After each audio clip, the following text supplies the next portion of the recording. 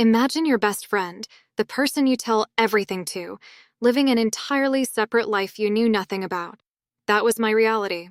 And what I discovered didn't just destroy our friendship, it made me question everything I thought I knew about human nature and the masks we all wear.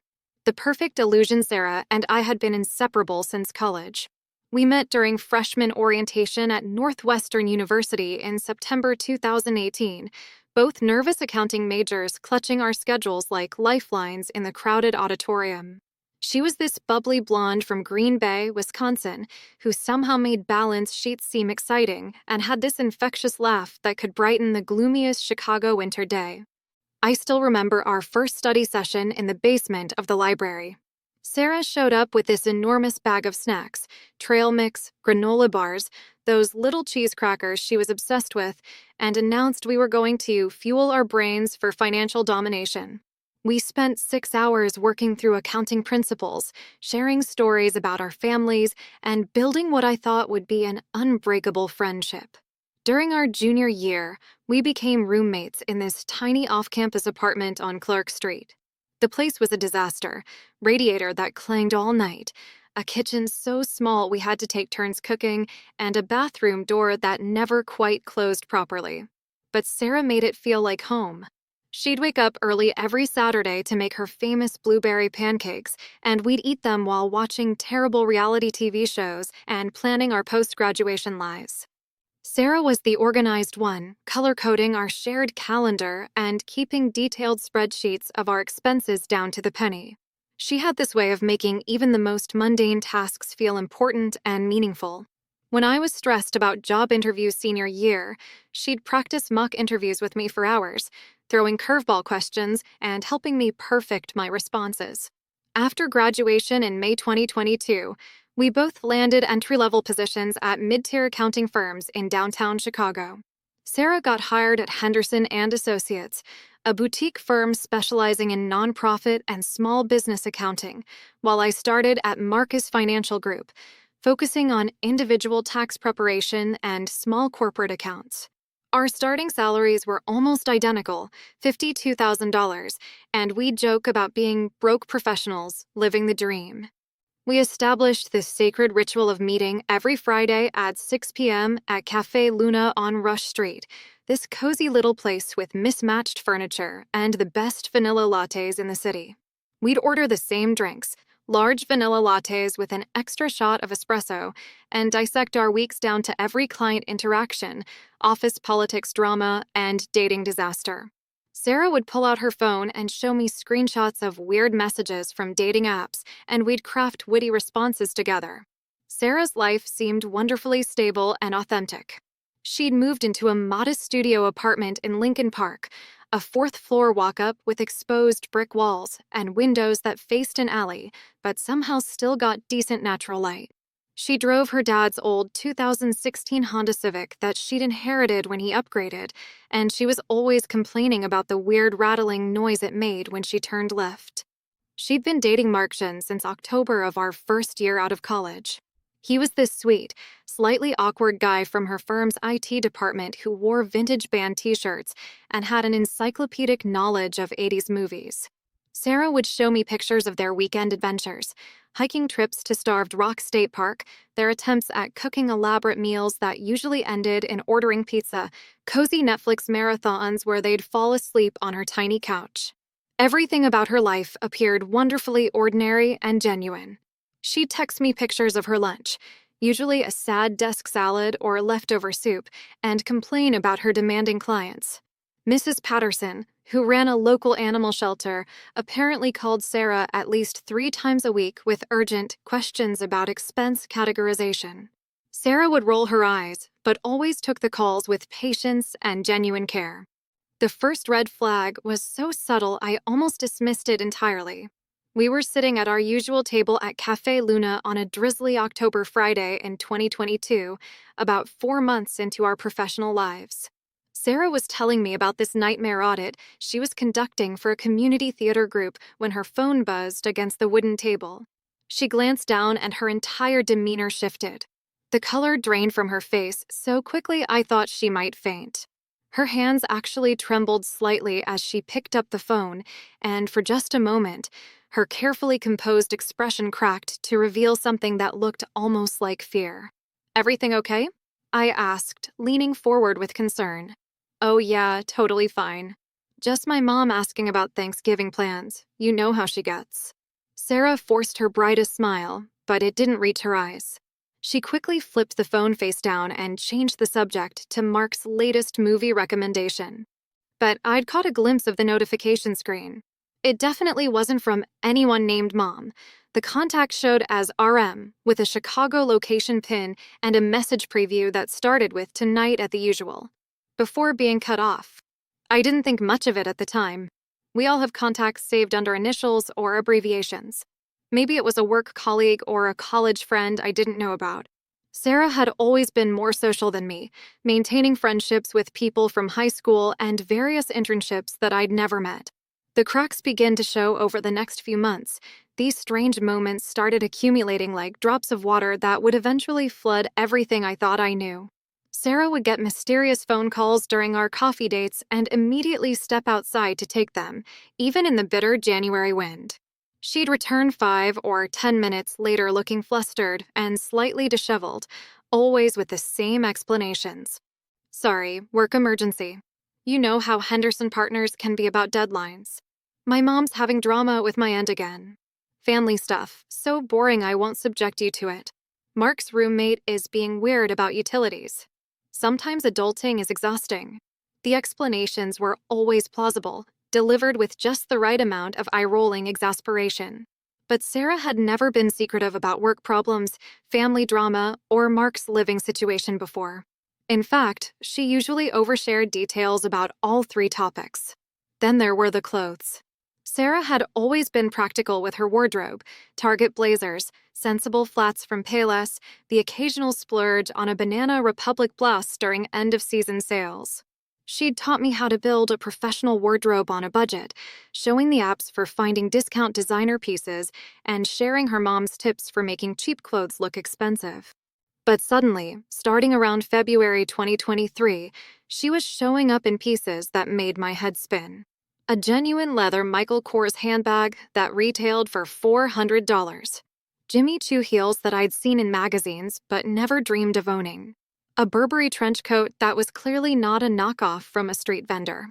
When I complimented her on a gorgeous silk scarf that had the distinctive Hermes pattern, she laughed it off with practiced casualness. "Oh, this old thing? Found it at this amazing thrift store in Wicker Park. Can you believe someone donated authentic Hermes? Rich people have no idea what they're throwing away." I wanted to believe her. Sarah was my anchor, my most reliable and trustworthy friend. She was the person who'd talked me through panic attacks during finals week and held my hair back when I had food poisoning sophomore year. But my accounting-trained brain couldn't ignore the mathematics of the situation.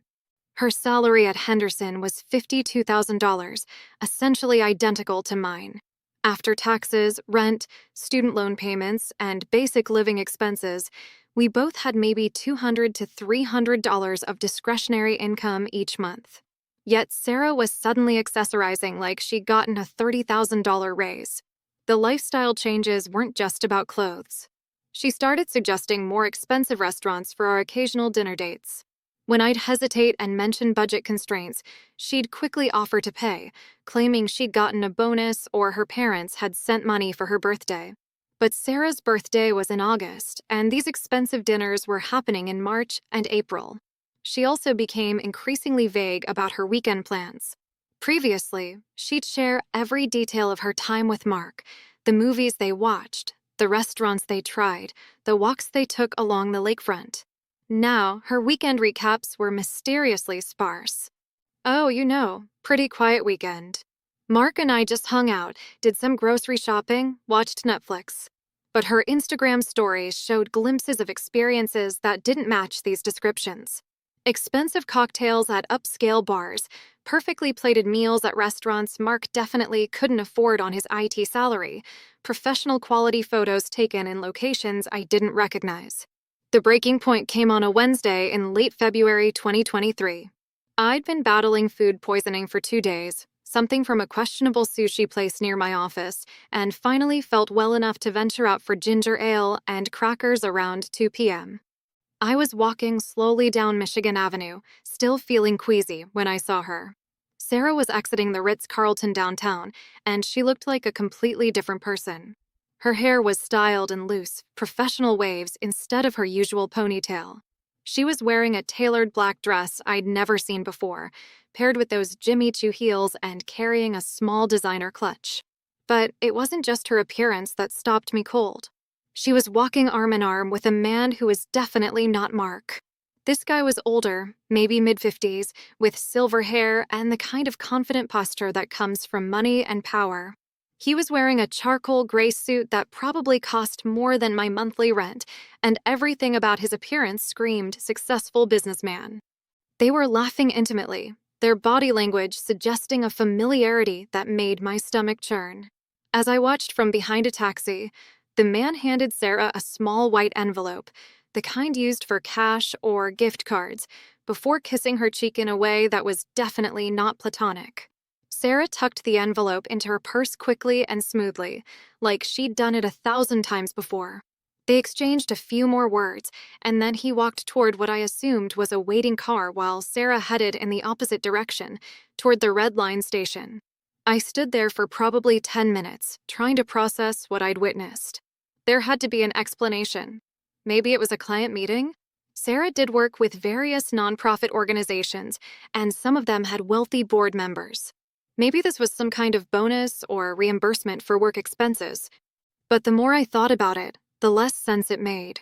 Sarah worked with small nonprofits and community organizations, not Ritz-Carlton at 2 p.m. types. And even if it was work-related, why had she never mentioned working with high-profile clients? She usually shared every detail of her professional life, from difficult audit clients to office birthday parties. Unveiling the shadow life that night, food poisoning was the least of my problems. I couldn't concentrate on anything except replaying that scene outside the Ritz-Carlton. I kept trying to construct innocent explanations, but each one crumbled under scrutiny. By Thursday morning, I'd convinced myself I was overreacting.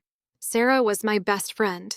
If something significant was happening in her life, she would tell me. We never kept secrets from each other about anything important. But then Sarah canceled our Friday coffee date. I'm so sorry, Emma. This stomach bug is brutal. I've been throwing up all day. Can we rain check for next week? Her voice did sound weak and congested over the phone, and food poisoning was definitely going around the city. I felt guilty for being suspicious and told her to rest and drink plenty of fluids. But something nagged at me. I drove past her Lincoln Park apartment building that evening around 7 p.m., telling myself I was just being a good friend checking on her. Her car wasn't in its usual street parking spot, but through her third-floor window, I could see lights on and movement inside. Someone was definitely home. Maybe Mark was taking care of her. Maybe she'd parked somewhere else. I sat in my car for 20 minutes, feeling increasingly uncomfortable about my own behavior. This wasn't like me. I'd never been the jealous or suspicious type. The detective work started small and felt completely out of character. I began paying closer attention to Sarah's social media posts, cross-referencing timestamps with the times I'd seen her or talked to her. On Instagram, she'd post pictures of quiet nights with Mark, takeout containers on her coffee table, their feet in frame while watching Netflix, but the metadata showed the photos were uploaded hours after I'd seen her dressed up and heading downtown. Her Venmo activity became another source of confusion. Sarah had forgotten to make her transactions private, and I could see payments that didn't match her claimed activities. On nights when she said she was having quiet dinners with Mark, her Venmo showed payments to expensive restaurants in areas of the city Mark never went to. The real breakthrough came 3 weeks later.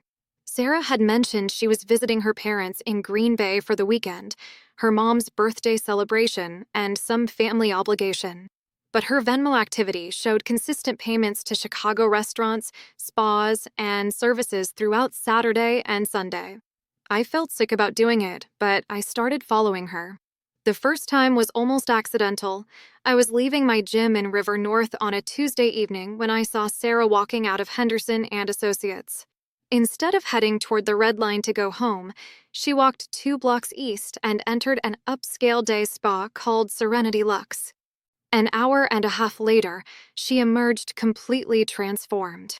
Her hair was professionally styled in elegant waves, her makeup was flawless and dramatic, and she was wearing a black cocktail dress I'd never seen before, something that probably cost more than my entire work wardrobe. She looked stunning, but she also looked like a completely different person. She got into an Uber Black, and something compelled me to follow at a distance.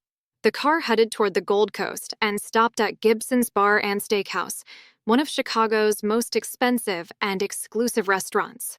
Through the floor-to-ceiling windows, I watched Sarah embrace the same older man from the Ritz-Carlton. They were seated immediately without waiting at what was clearly a regular table.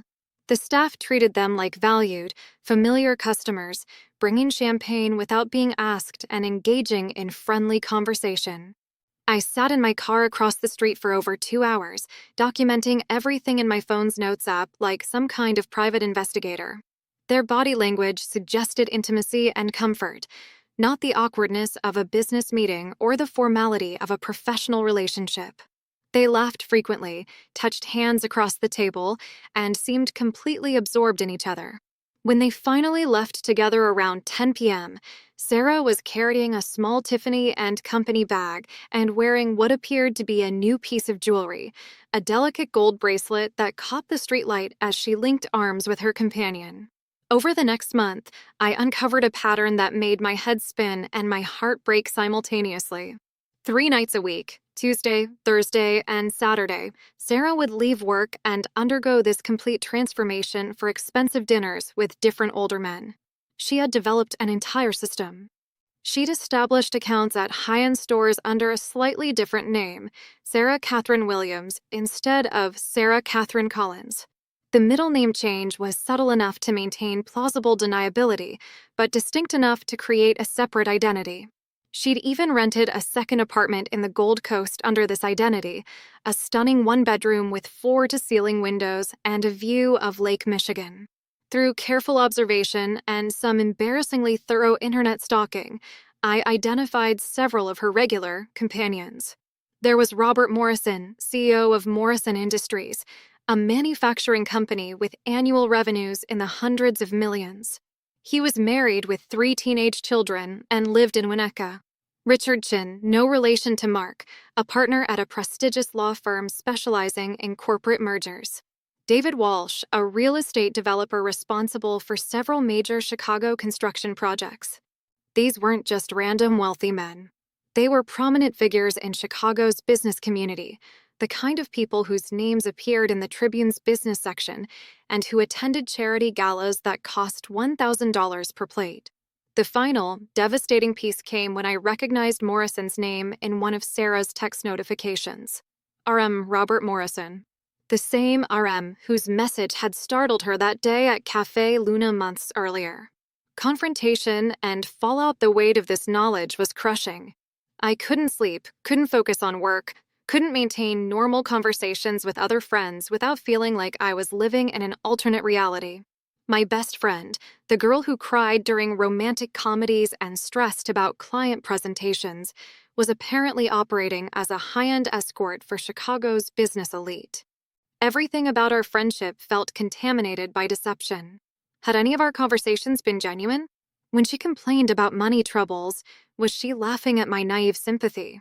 When she shared relationship advice about Mark, was she secretly maintaining intimate relationships with multiple wealthy men? The betrayal felt physical, a constant ache in my chest that made it hard to breathe normally.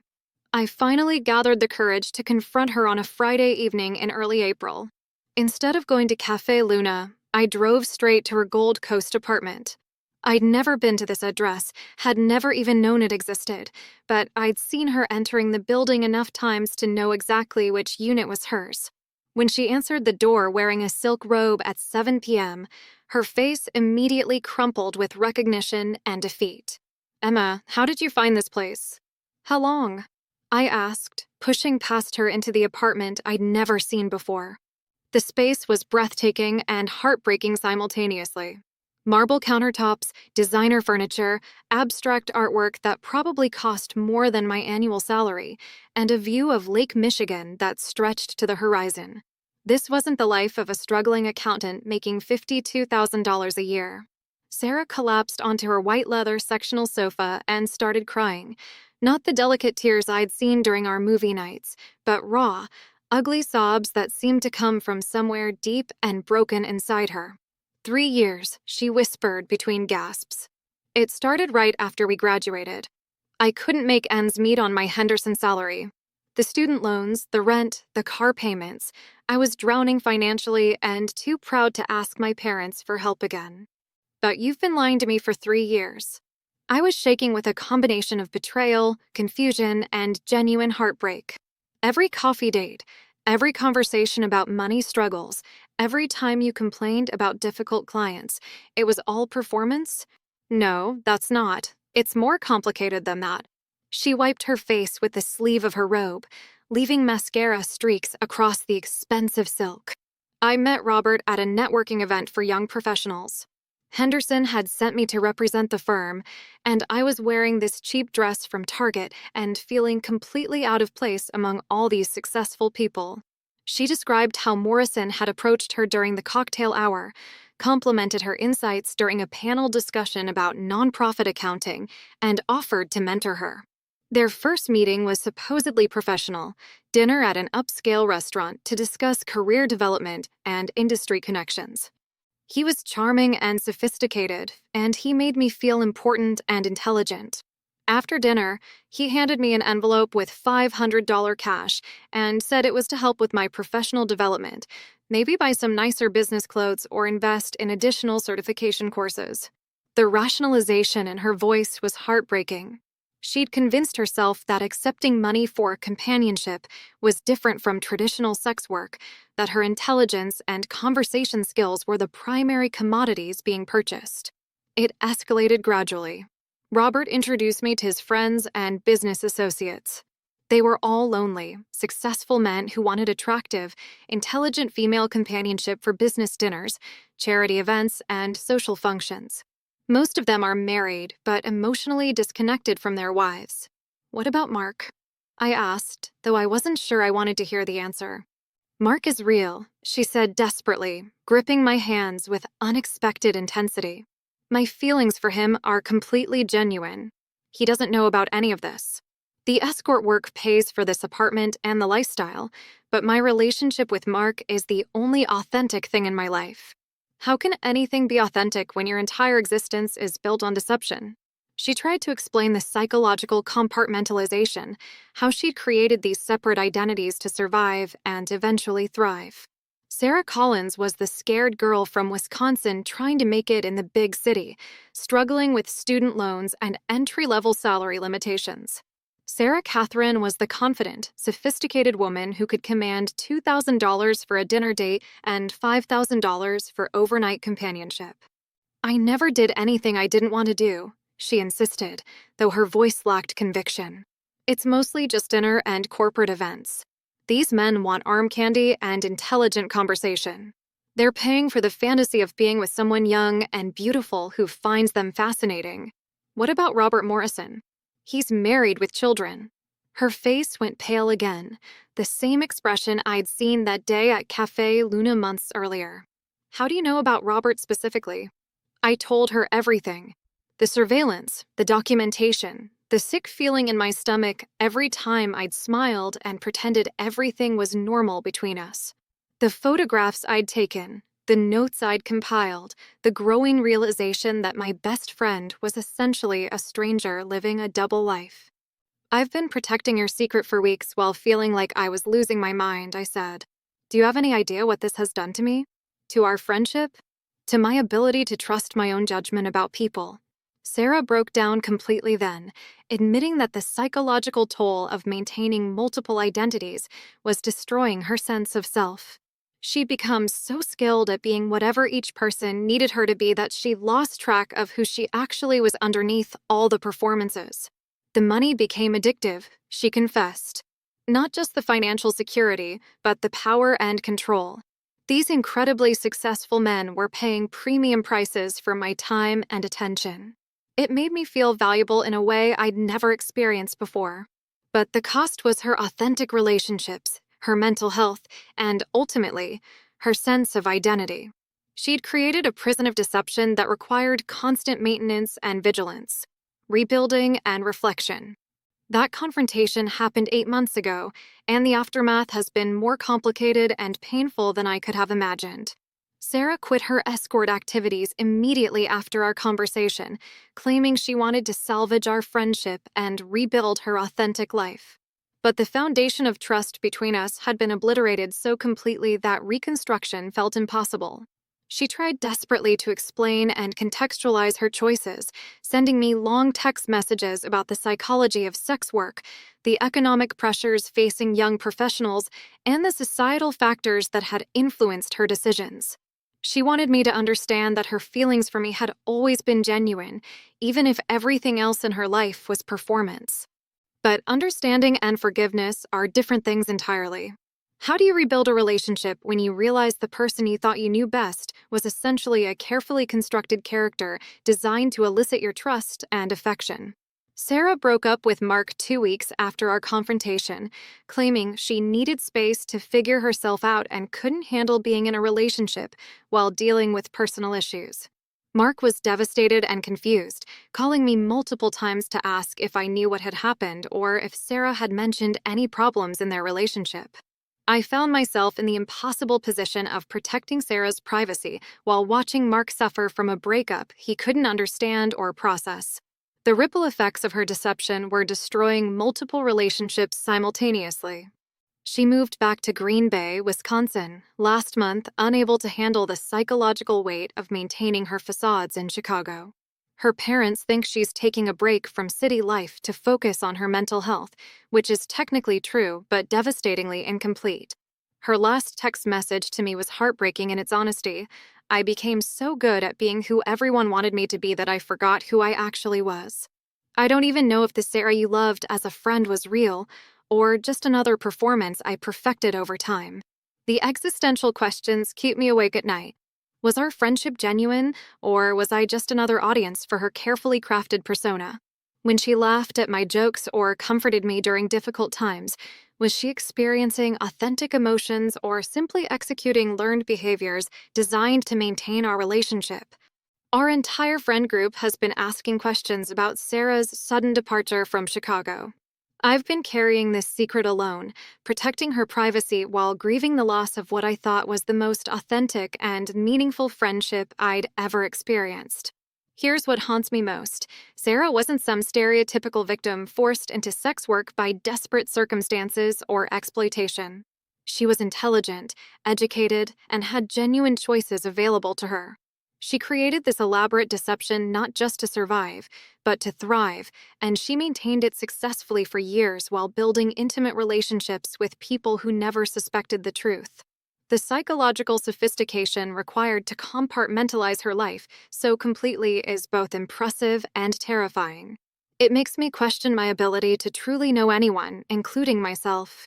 How many other people in my life might be performing carefully constructed versions of themselves? How would I even recognize the signs? Trust, I've learned, isn't just about believing someone won't lie to you.